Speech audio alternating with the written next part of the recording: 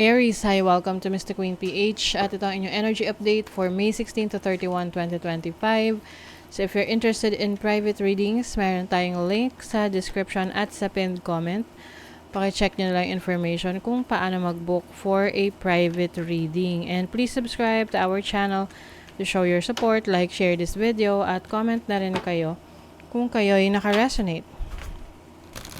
Okay, Aries, let's see ano yung energies for you ngayong second half ng May.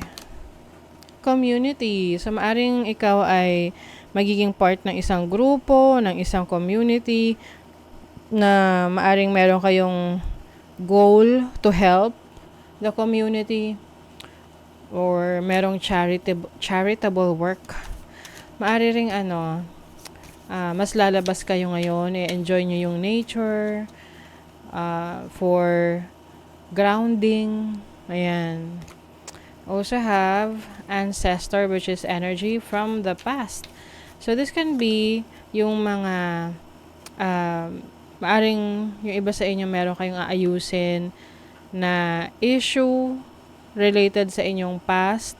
I see someone na nag-aayos ng kanyang papers, papeles, mana. Oo. Galing, kumbaga may nana niya sa kanyang mga ninuno, no? Let's say, lolo at lola, ganyan. You also have monkey, which is about humor. So, maaring meron kayong may enjoy ngayong second half ng May na community na kung saan yung mga bago nyong kaibigan, mga bago nyong makakasalamuha, o yung kahit hindi na sila bago. Pwedeng yung mga part ng community ninyo ay may activity together wherein you will have some fun, you will enjoy, you will laugh together. Pwedeng merong mga outing, ganyan.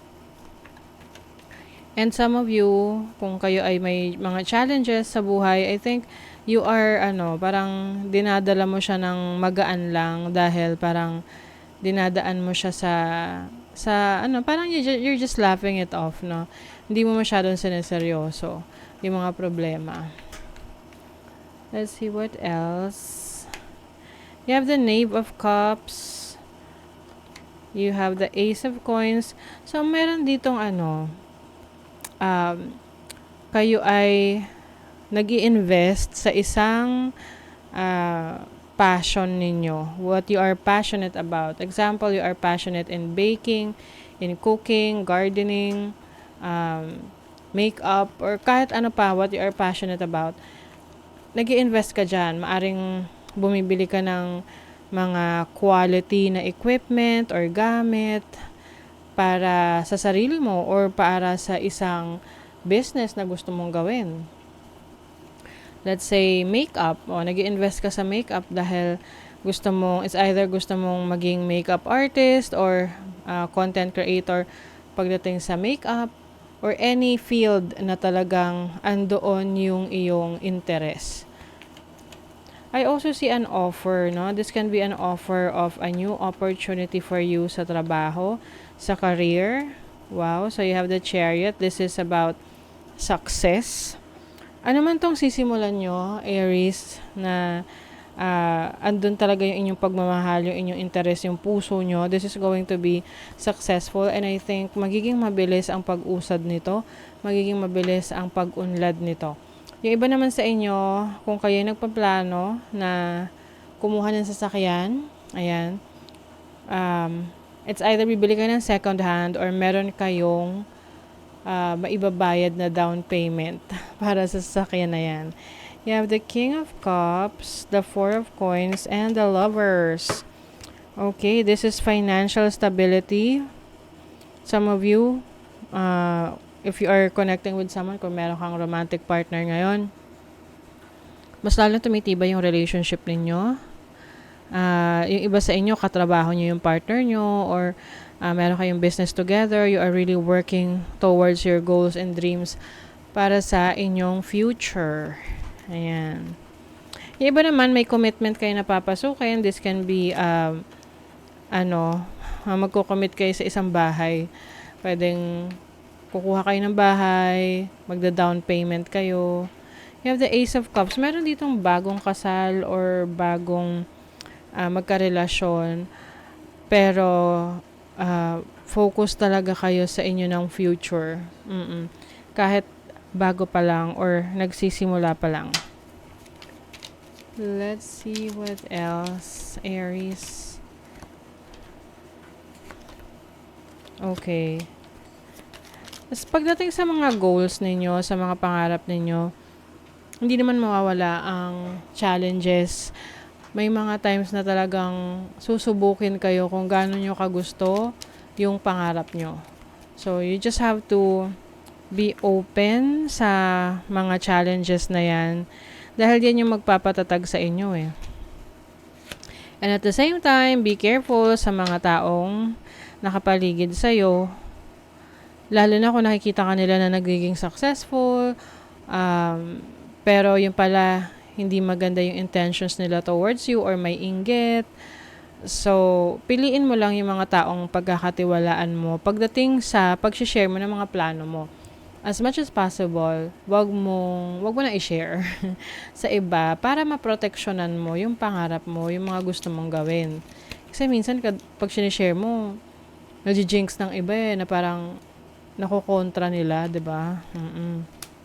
So I see also a lot of success, happiness. This is also good luck para sa inyo. Yung mga mahilig dito sumali sa pageant or sa mga beauty contest, so maaring kayo ay mananalo or you will get a lot of attention. Mas mapapansin kayo ngayon. Okay, so let's see the energy naman ng money, career, finances for Aries. Second half ng May. Alam nyo, yung iba sa inyo sa trabaho, meron dyan na hindi mo talaga maaasahan. Pwedeng sinasabi niya, friend mo siya or maaasahan mo siya. Pero in the end, hindi pala. Kasi pwede kang isabotahin yan. Okay? So, be careful. Lalo na kung ikaw yung mas nagiging favorite or ikaw yung mas napapaboran sa trabaho. Laging may ma-attract dyan ng mga, tinan mo, Five of Swords. These are competition. Naghahalo yung competition at competitors.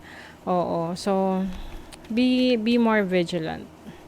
Be careful. You have judgment. Yes. So, I think, anytime soon, you will realize, malalaman mo kung sino yung mga taong tapat sa'yo, yung may mga magagandang intention sa'yo sa trabaho, sa business, sa career, or yung mga nag-o-offer ng investment sa'yo, tapos yung pala, lolokohin ka lang. So, kailangan mo itong i-double check.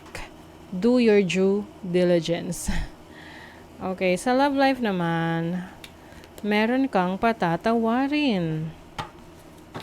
Pwedeng patatawarin mo yung sarili mo, patatawarin mo yung ibang tao, lalo na kung hindi mo pa siya talaga totoong kilala, tapos may nagawa siyang pagkakamali sa'yo, maaring na-judge mo siya agad, pero hindi pala siya kagaya ng iniisip mo. So, you might forgive this person and maaring mas kikilalanin mo siya. Yung iba naman sa inyo, merong bagong person na maaring dumating sa buhay nyo if you are looking for a partner.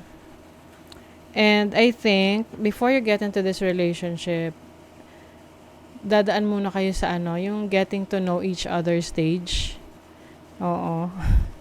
Queen of Cups, yung iba sa inyo talagang malalim magmahal. Ayan, you have the Eight of Wands.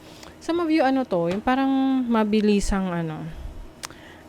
parang, ang tawag nito, whirlwind romance, na tinatawag na parang bagong kilala nyo pa lang, pero parang may something na sa inyo na you feel so drawn to this person. Your success is now at hand. Allow the abundance to flow to you effortlessly. O, ayan. Nasa mga kamay mo na daw ang success. Sumakses ka na. Okay. Pay attention. A powerful message is being communicated to you now. So, maaring ito yung powerful message na kino-communicate sa'yo.